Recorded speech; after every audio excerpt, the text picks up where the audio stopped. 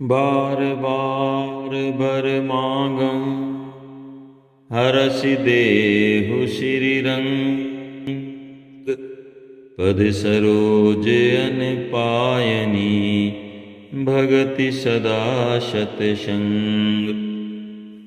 मैं आपसे बार बार यही वरदान मांगता हूँ कि मुझे आपके चरण कमलों की अचल भक्ति और आपके भक्तों का सत्संग सदा प्राप्त हो। हे लक्ष्मीपते, हर्षित होकर मुझे यही दीजिए।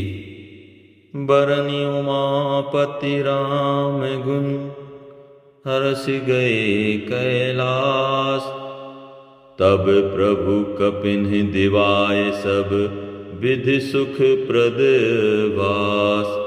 श्री रामचंद्र जी के गुणों का वर्णन करके उमापति महादेव जी हर्षित होकर कैलाश की ओर चले गए।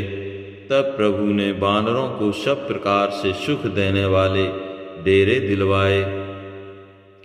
सुनु खगपति यह कथा पावनी, त्रिविध ताप भव भय दावनी।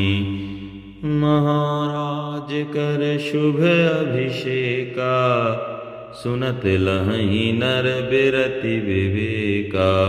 हे गरुड़ जी, सुनिए, यह कथा सबको पवित्र करने वाली है। दैहिक, दैविक, भौतिक तीनों प्रकार के तापों का और जन्म मृत्यु के भय का नाश करने वाली है। महाराज श्री रामचंद्र जी के कल्याणमय राज अभिषेक का चरित्र निष्काम भाव से सुनकर मनुष्य वैराग्य और ज्ञान प्राप्त करते हैं।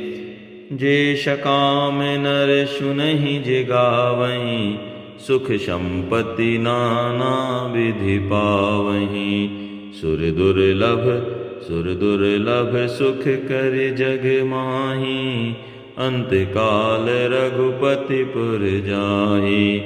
और जो मनुष्य सकाम भाव से सुनते और जो गाते हैं, वे अनेकों प्रकार के सुख और संपत्ति पाते हैं।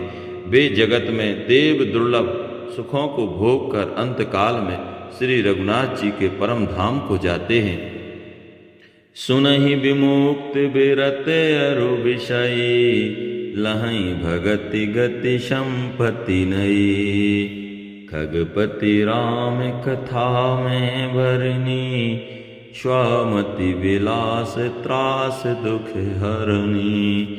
इसे जो जीवन मुक्त विरक्त और विषयी सुनते हैं, वे क्रमशः भक्ति, मुक्ति और नवीन संपत्ति नित्य नए भोग पाते हैं। हे पक्षीराज गरुड़ जी, मैंने अपनी बुद्धि की पहुँच के अनुसार राम कथा वर्णन की है, जो जन्म मरण के भय और दुख को हरने वाली है।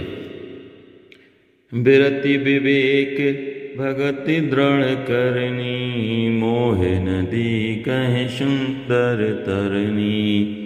नित्य नौ मंगल कौशलपुरी, हर्षित रहें लोग शबपुरी। यह वैराग, विवेक और भक्ति को दृढ़ करने वाली है तथा मोह रूपी नदी के पार करने के लिए सुंदर नाव है। अवधपुरी में नित्य नए मंगलोत्सव होते हैं, सभी वर्गों के लोग हर्षित रहते हैं।